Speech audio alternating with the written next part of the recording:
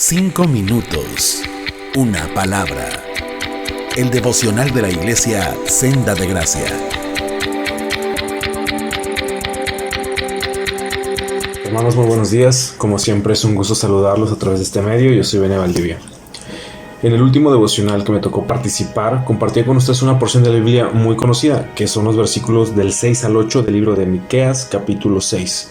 Y sobre esta porción meditábamos en lo que el escritor decía en estos versos. El contexto es la grandeza de Dios y la manera correcta de adorarlo.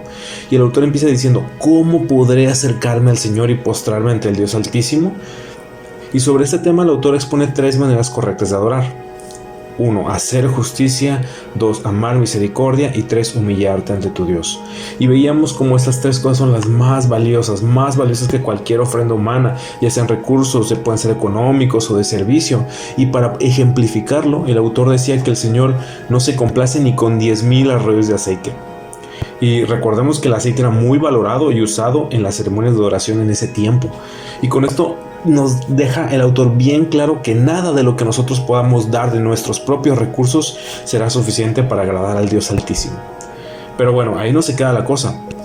El día de hoy quisiera que nos enfocáramos en esa primera manera que el autor dice que es una manera correcta de adoración, de adorar a Dios. Y esa es hacer justicia, ahí en el versículo 8. Esta no es la única ocasión en la que la Biblia menciona que Dios ama la justicia. El Salmo 11:7 dice, pues el Señor es justo, Él ama la justicia. El Salmo 33 también lo menciona y en general muchos de los salmos lo mencionan, pero la Biblia entera habla de que el Señor es justo y pide que hagamos justicia. Ahora bien, sobre esto debemos preguntarnos 2 cosas para poder irlo explorando. Número 1, ¿qué es hacer justicia? ¿O qué es ser justo? Y número 2, ¿quién puede hacer justicia? ¿Quién es aquella persona que puede ser justo?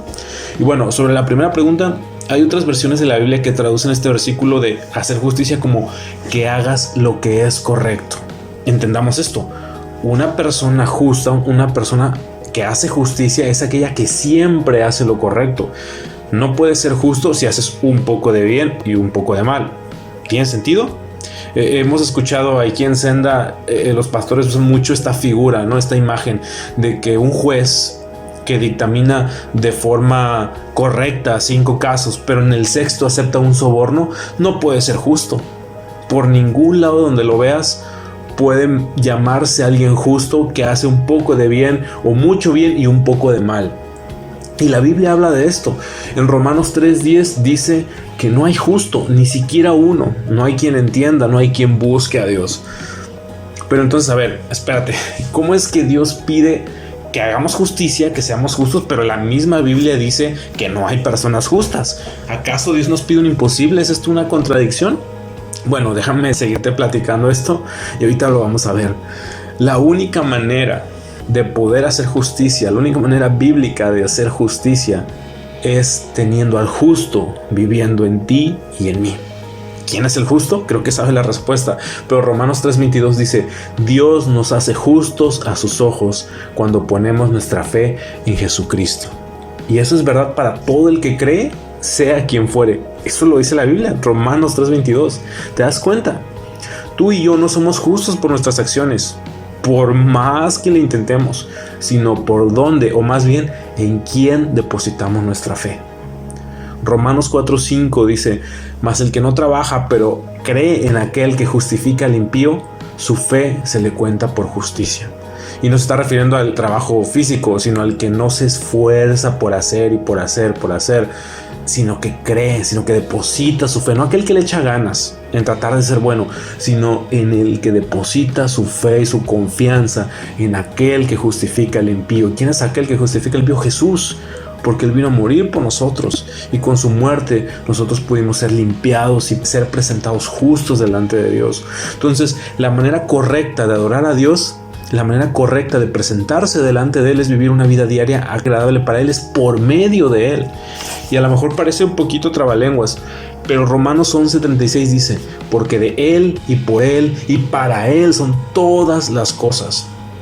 El Señor del universo no solamente es el objeto de adoración, sino es el medio por el cual adoramos y la razón de adoración.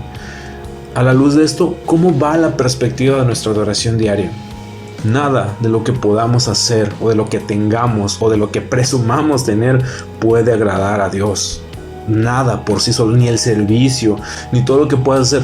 Ahora, no me malentiendas, el servicio a Dios es bueno, pero el servicio por sí solo no puede o no tiene la capacidad de agradar a un Dios infinito, un Dios santo, un Dios altísimo, un Dios que está fuera de nuestro entendimiento al 100%. Y la única manera de presentarse delante de ese Dios no son tus credenciales o mis credenciales, no son tus títulos ni mis títulos, no es tu conocimiento ni mi conocimiento, sino son las credenciales de Jesús. Si es tu deseo agradar a Dios y vivir en adoración, ten esto en mente.